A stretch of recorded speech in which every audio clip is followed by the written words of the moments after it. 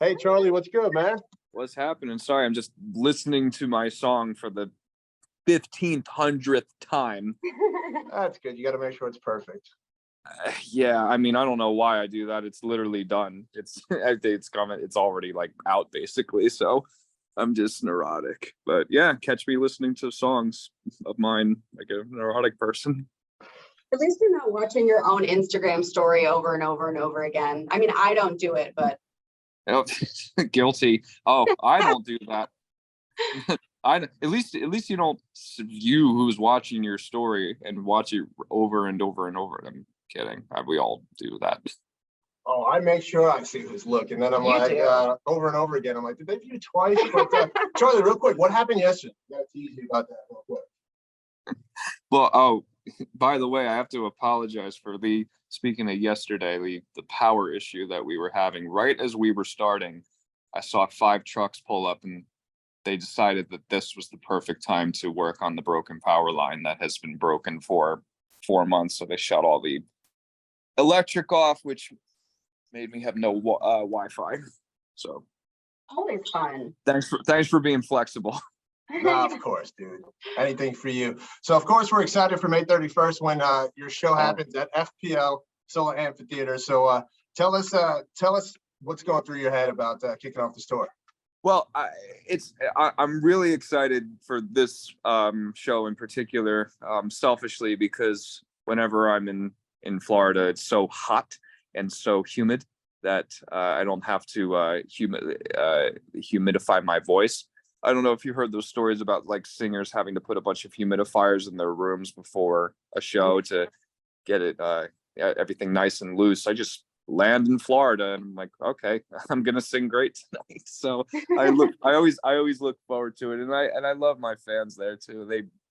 They really make me feel good when I'm up there, which is really important. Well, I mean, May 31st, it's going to be humid. It's humid anytime, but if you really want to get it humid, get here in August. Next time you book a show, make it be middle of August. I've been there for fun in August, and my goodness, it's made the landings and the plane very interesting. That hot and cold air. I'm sure. Now, speaking of your fans, as you mentioned, I found out that they refer to themselves as the CPF or the Charlie Puth family. Now, Carmine tried to suggest Puth pals, but we shut that one down. We like yours better. How instrumental would you say that your fan base is to where you are right now? Puth pals. Well, Charlie, let me explain first. We were giving away tickets on the gram, and I said, hey, make sure you tag somebody. We'll call them your Puth pal. I thought it was brilliant.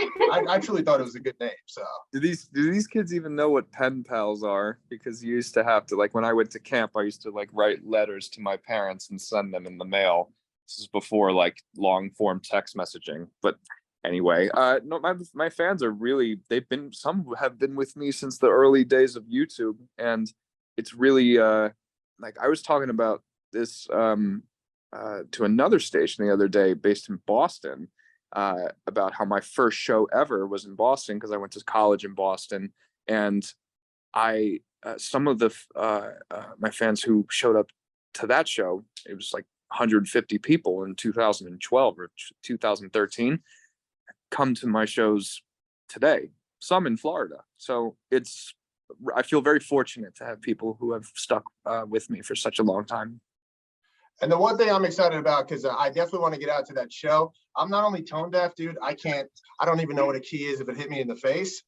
And I know that won't matter because everyone else will drown me out. And you've actually said it. It's like, you don't have to have the best voice in the world because it'll be fun. Yes, I want to encourage people to sing as loud as they can because, it can be, especially if you don't have a big group of friends and you're going to the show and you just want to kind of just vibe out. Even if you can't carry a tune, that's why I made that TikTok the other day. Is if anyone cared about it, if they sing off tune, if you sing next to somebody who's also singing off tune, and then 3 more people are singing kind of, but like not great. They're just there for like the vibe and just to sing along and just, join the party. All the out of tune voices will come together and be in tune. It's like a school of fish kind of thing.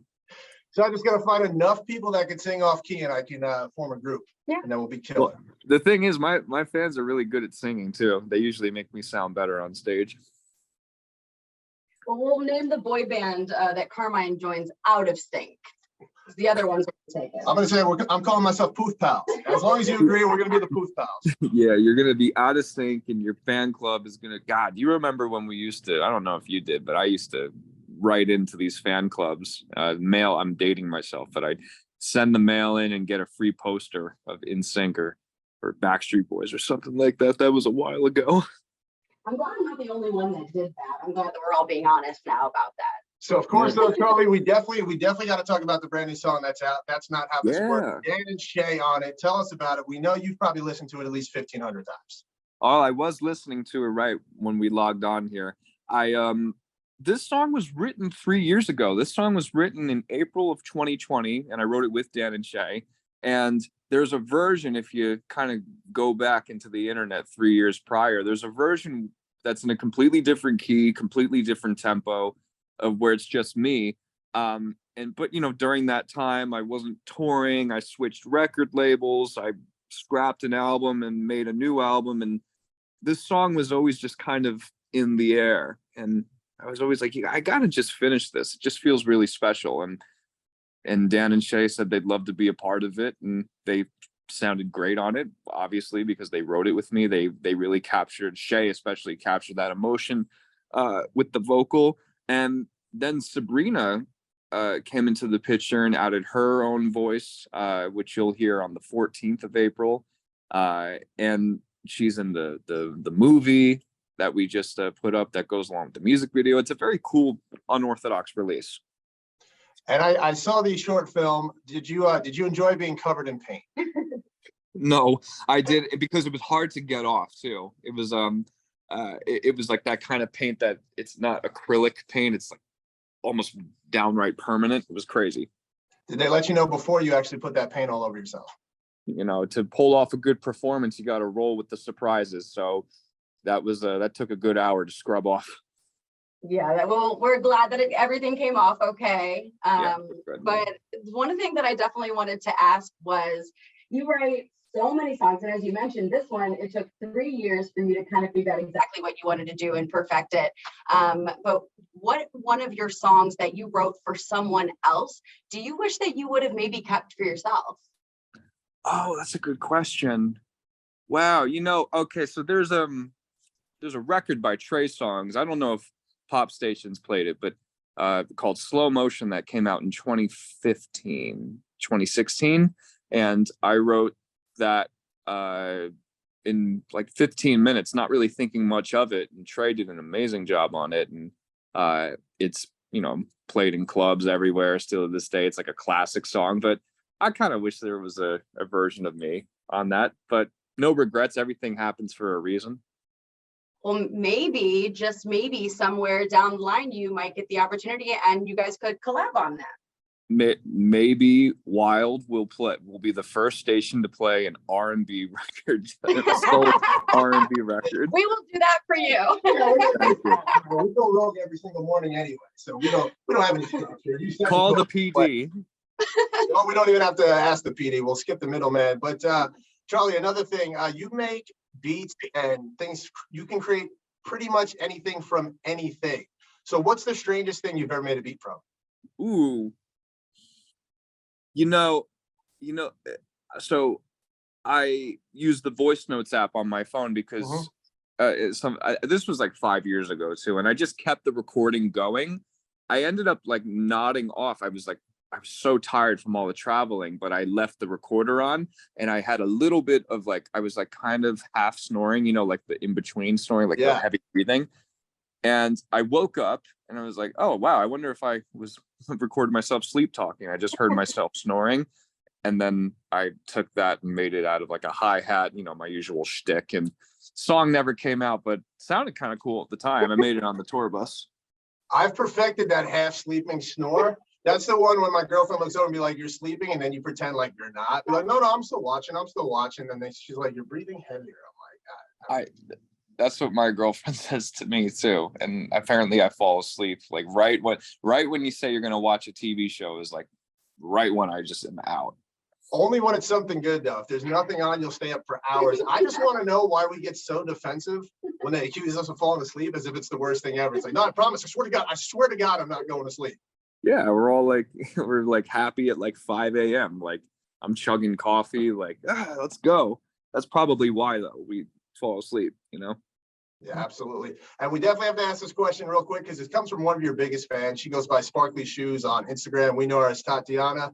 She asked this one question: of all the equipment you use, like all the programs you use, a lot of them you use some older programs and stuff like that. What is the most vintage like musical program you've used to create music?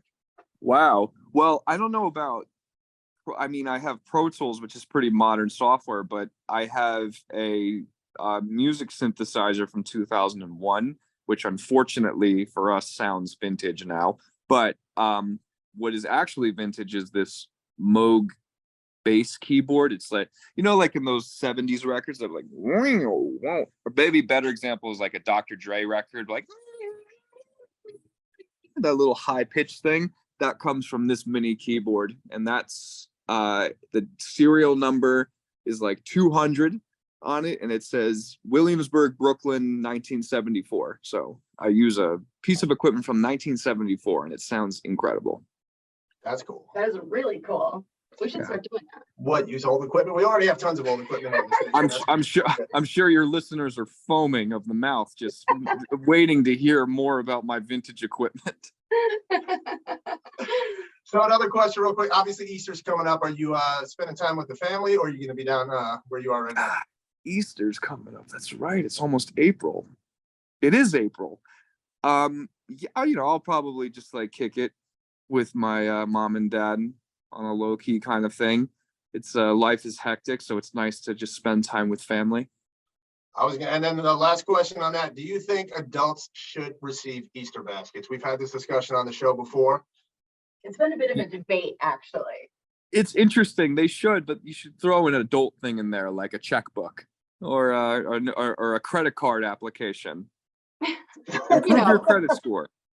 Or a book on just how to build your credit. But Charlie, thank you so much, my man. We're so excited, of course, for the show, May 31st, FPL Solar Amphitheater. You can get your tickets at livenation.com. The song is incredible. We're going to play it the rest of the day. And we just want to thank you again for just being part of the show. Matt, thank you guys for your support always. It really does mean a lot. I can make the songs, but having you blast it out it really does mean a lot. So thank you. No, you got it, man. Thank you. We love you. Thank you. Bye-bye. You can't say you hate me, then call me when